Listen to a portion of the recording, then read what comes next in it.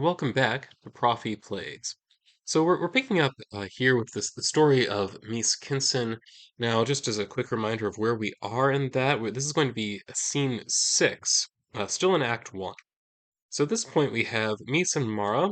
They were accused of committing murder until it became obvious that they could not possibly have committed the murder they were accused of, at which point they were released, and not only released, but were deputized, you might say, into being involved with this investigation. So here's what we know. The evidence so far. We have two victims that have been killed. The first victim, Cynthy Walkell, is an engineer, an older woman. Right? The second victim, Sane Sonar, also a woman, though after a little bit of investigation, we find out was actually a terrorist, a younger woman, uh, who is a terrorist, but here posing as an athlete is their history. Right. Then we know that poison has been used here multiple times, right, in these murders. We also know other things we found. One was some kind of slime in effectively the Jeffries tubes. This good old Star Trek reference. We also found a mess in the storeroom, but there was no slime there. That was where we found a scene. And then we also had the introduction of this new NPC, uh, Jaquel Jenker, an archaeologist who was some kind of point of contact who was involved here, and seemed somewhat suspicious. Like in my mind, there's suspicion there may be some kind of corporate cover-up going on here. So here are my goals, kind of thinking from a metagame perspective, and what do I want to happen in this scene? Okay. So I would like for us to move at least somewhat forward with this investigation. But where I would like this to go is that at some point I want us to intersect with what we know is going to be the overarching story. And we know from the work we've done before that the overarching story is going to be something about this rogue AI that is not located on this planet anymore, came through it, originated at a different planet, but then kind of, through hopping from one ship to another and then station systems and the like, made its way to a much more populated planet where it can do more damage. We know that that rogue AI is present there at this point in time because we received communication. Mies received a communication from one of his, I guess, former colleagues in the Scouts, the Intergalactic Scouts organization that does kind of the exploration, that kind of stuff. And basically, this person said, "Hey, Mies, I know that you're a good, reliable guy. I also know that this problem is totally outside of what the Scouts are about, so we can't handle at this point anymore. But hey, you're not in the Scouts anymore. So we can cover some of the costs, get there, try to deal with it. Right. So that is kind of where we are at this point in time. Right. So broad concept, we're on our way there, but we have been interrupted partway there, right, by this problem of the murder investigation. So so remember what I want to have happen. Move forward with the murder investigation, and also I want some kind of intersection to happen, right, with this rogue AI. Now, it might be the rogue AI is involved in some way with these deaths. Maybe, I don't know. We'll kind of see what the dice say. Or it might just be that we get some more information about that rogue AI that helps us get a sense of what kind of danger it might be, maybe what its goals are, or something like that. Right. So I want to be moving forward in that broader storyline too, because doing that is going to get us then into Act Two, where we can confront that reality, or we know something about effectively the big bad here. All right, but before we do any of this, we do have to get started. So remember, we're in the three act structure. The first act, we're introducing the heroes to the events of the plot, hooking them into solving the story. That is what I'm hoping to push forward a little bit. And by the end of the first act, we should know enough about the plot to generally understand what we need to do in order to save the day. Pretty far from that right now. So we need to do an event scene. Event scene's here, so I need to roll my 2d6, and we'll roll them. And it's a 7. So 7, of course, is going to be the most common result you get when you roll two dice. That is, PCs are asked to help or we see a reason to get involved. So that is our scene. Then we need the various elements. So what is the event? What is the action? What is the thing? What is the plot device? The opposition? and the location. So we'll just go through all of these tools here that I'm using. I do have them linked below. This is Covetous Poets. I forget the exact title of it at the moment. It's like Solo RPG Guide and Adventure Book or something like that. You can find it again linked in the comment. Drive through RPG link. Okay. All right. So let's go ahead. We need opposition is the first thing we come to here. This is a D100 table. So we'll roll D100. We've got 50. Cool. All right, so it's a cult group or a misguided or former hero. And I will say, because I have some sense of where I want to go, I'm not necessarily going to follow these as closely as I have in the past. Okay, so a cult group or a misguided or former hero. And one thing about this Covetous Poets Guide, it's something that I had my eye on for a while, and then it went on sale in Drive Through RPG, so I bought it. Um, I forget exactly how much it was. I paid like it's like $6 or $7 for it. I think it's normally something like 10. Right? But one thing that I found that I really like about it, one, I think that better than most tools, it does provide a good sense of kind of what the three act structure means. I've definitely read about this before other places. Let's see, 692 for, oh, we don't need motivation. Uh, theme, we don't need that either. We'll keep the 692 though. We don't need a complication yet. We do need a location. 692. Oh, so it's a retreat of some kind.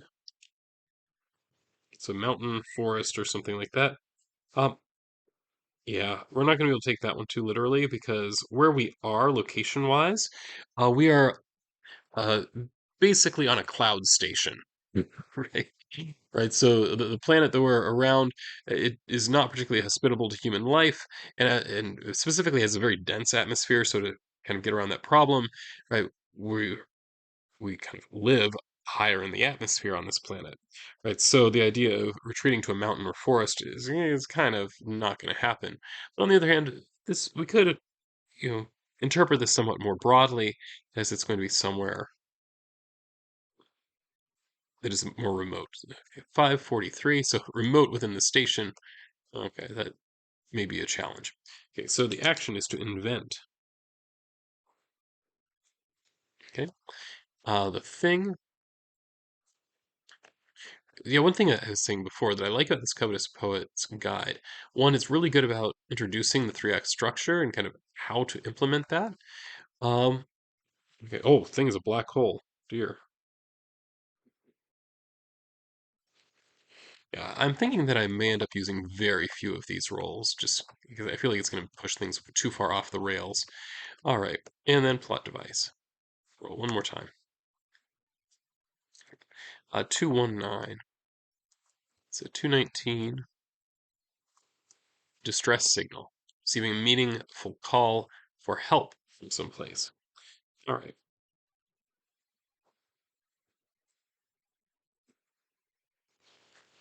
So as we've got, so action is invent, thing, a black hole. The plot device is some kind of distress call, so a call for help. Opposition, occult group, or a misguided or former hero. And then location, some kind of retreat. Okay, so again, we have to bring in the context. Mese and Mara trying to help solve this murder investigation. We have these two dead people, poisoned. Right?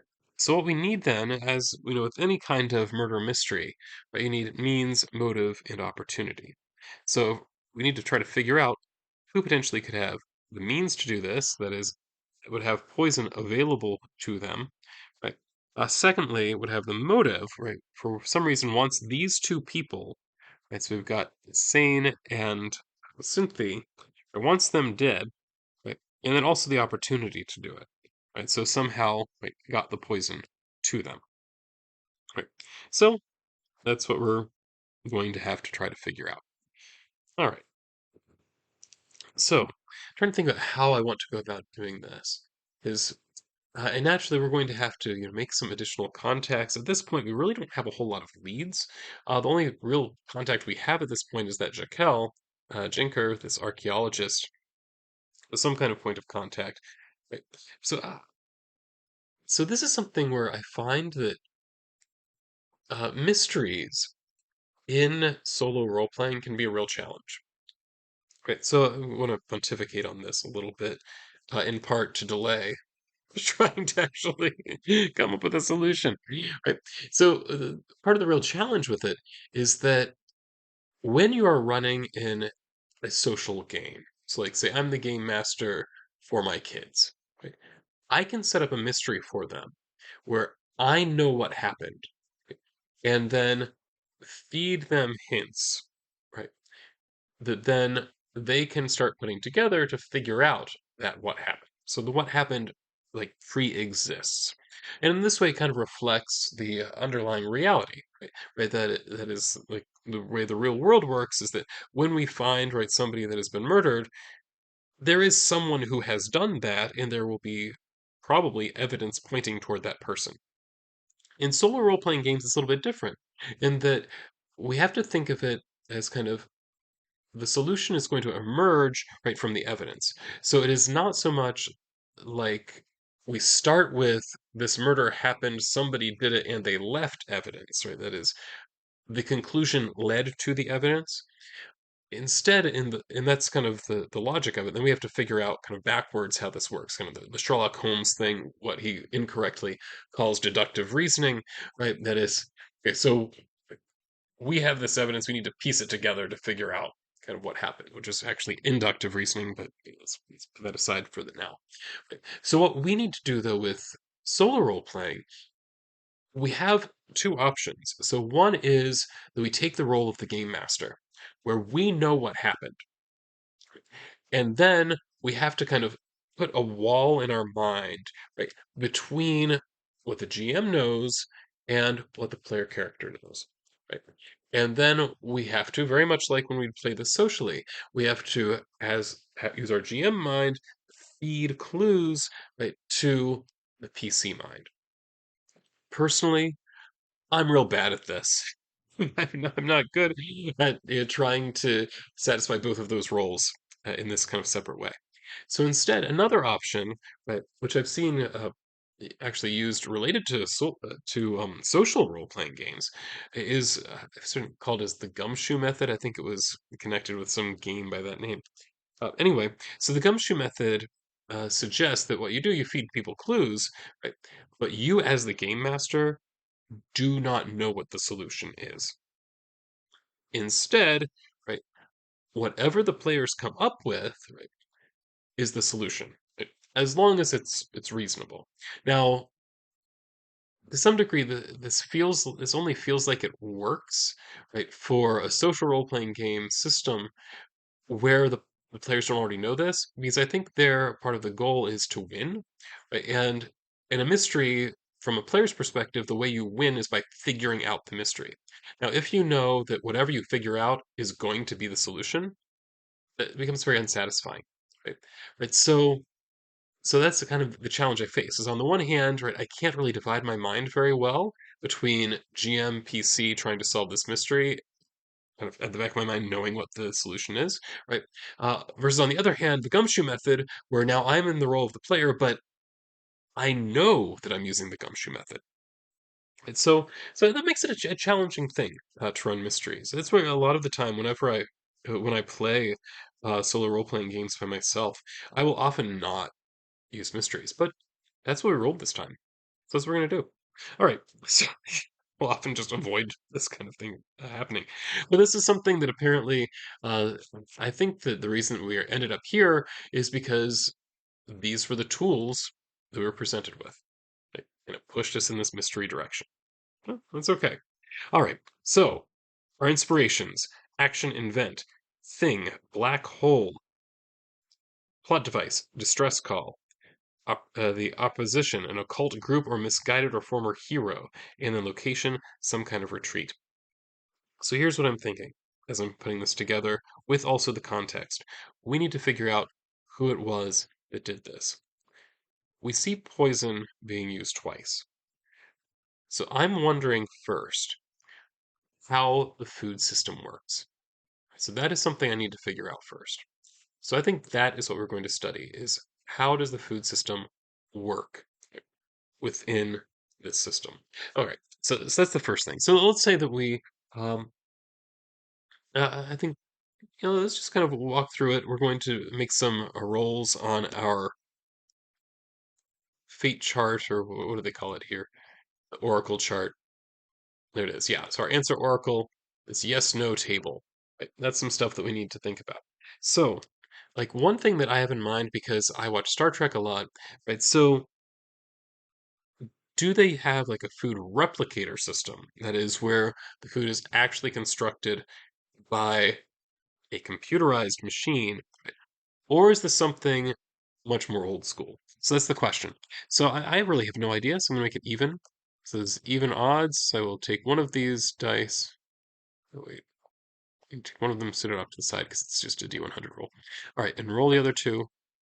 So the question is this, so I'm researching, is this station, is it using some kind of replicator system? That's what it is. So now I will re-roll that because I don't want to see the result before I see. 16, that's a yes. Right, so anything 0 to 50 on the 50-50 would be considered a yes. Is it 0 to 50? Oh, 1 to 50. 1 to 50, obviously. All right, so 1 to 50, that's a yes. They use some kind of replicator system. Okay, okay, now this is good. Right, so we use a replicator system for food,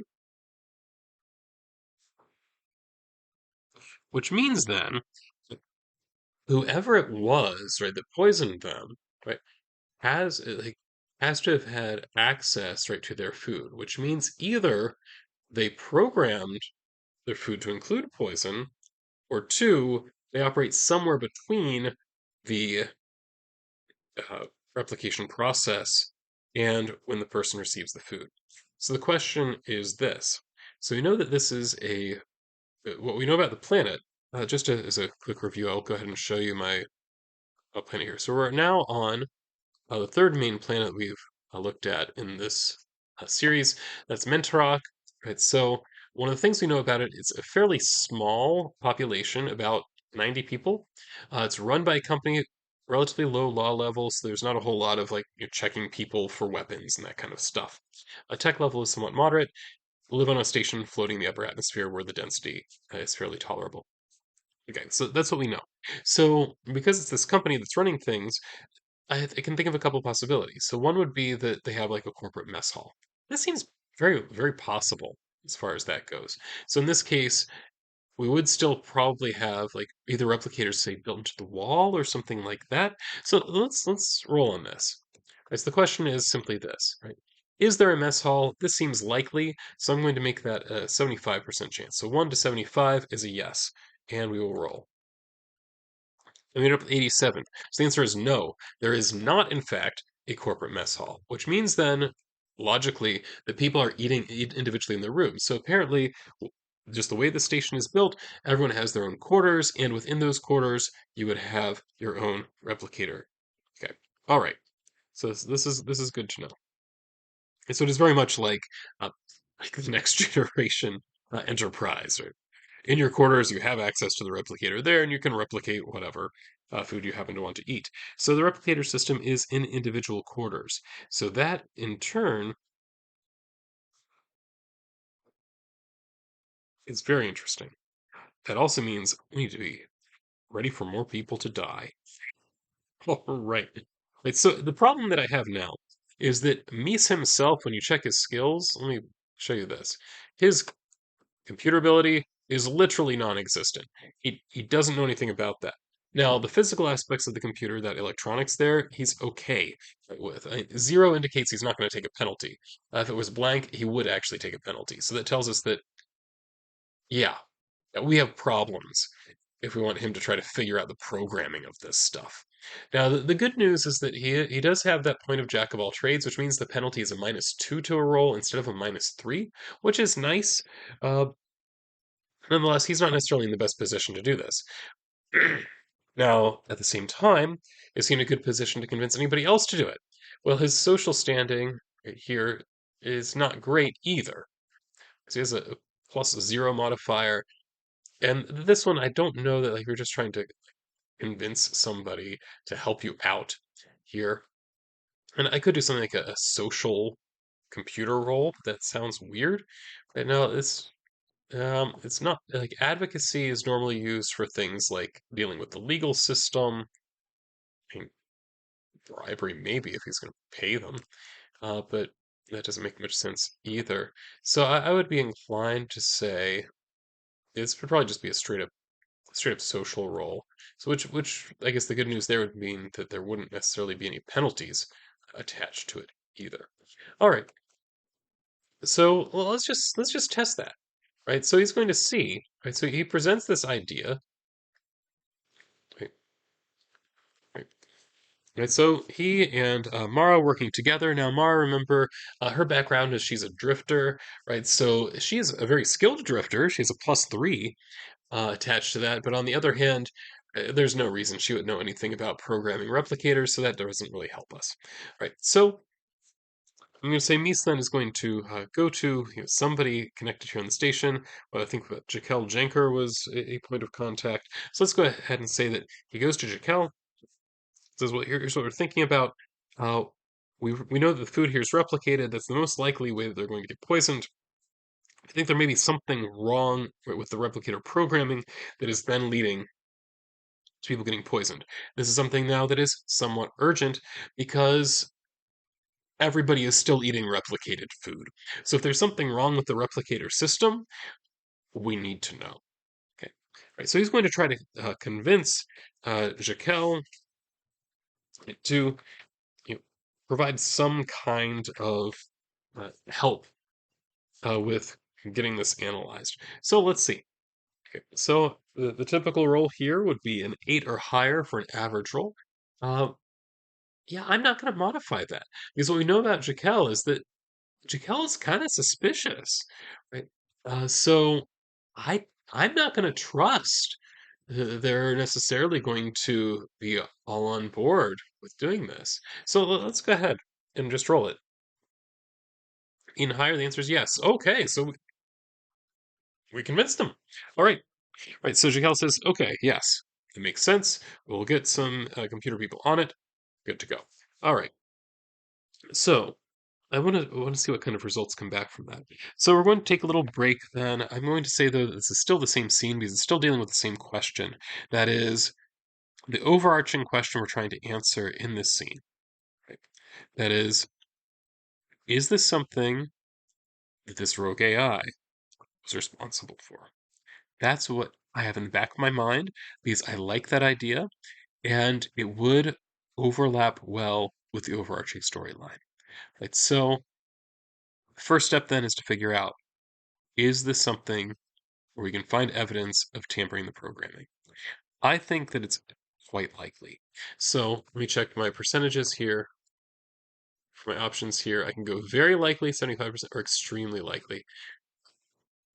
I think I might even be inclined to say extremely likely here. Because when I think about the possibilities here, it's either somebody tampered with the programming so the programming is wrong, or somebody gave each of these people tainted food that they then ate. I think it's much more likely that there's something wrong with the programming. So is it 75-25 chance between those or 95-5?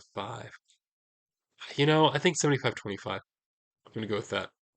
So 1 to 75, there's something wrong with the programming. 63. Think. Wait, why does that say 0 here? It's kind of landed weird. Anyway, I'm going to interpret that as a 63. Looked more like a 6 than a 0 to me, but in any case, 63 or 03 doesn't make any difference. The answer is yes. Right, so we do have evidence now that there is something wrong with the programming. So the programming does in fact reveal, the programming is revealed to have been tampered with.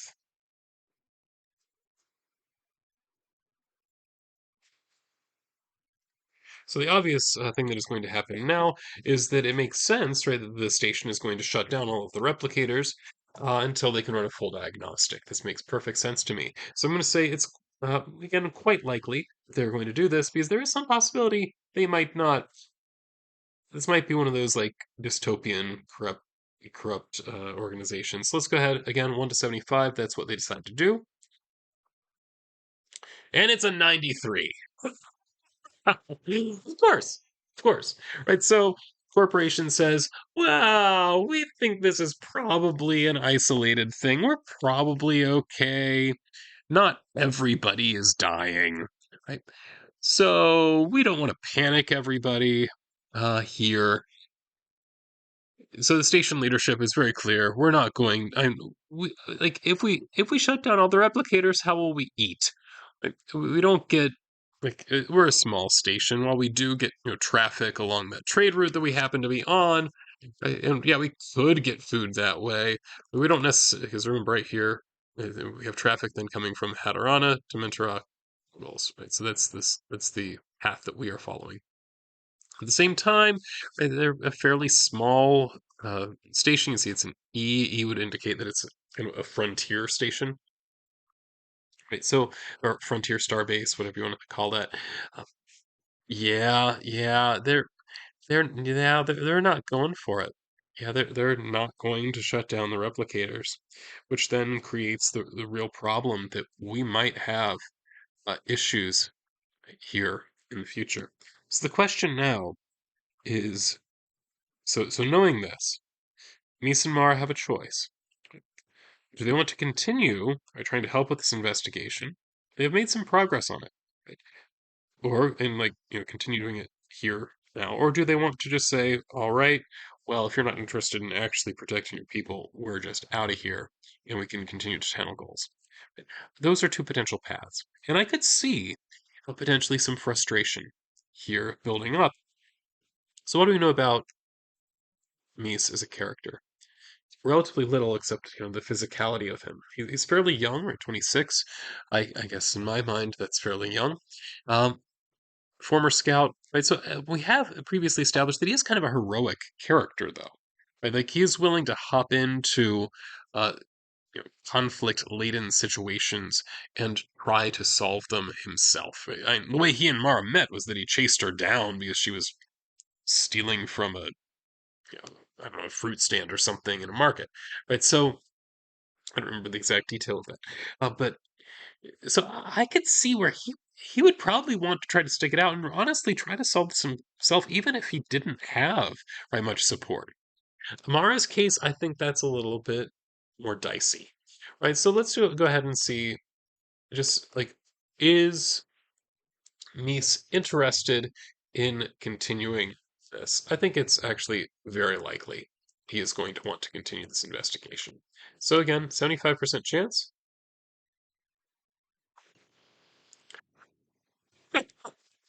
I love when I accidentally grab stuff and it's thrown. Right. So 26, yeah.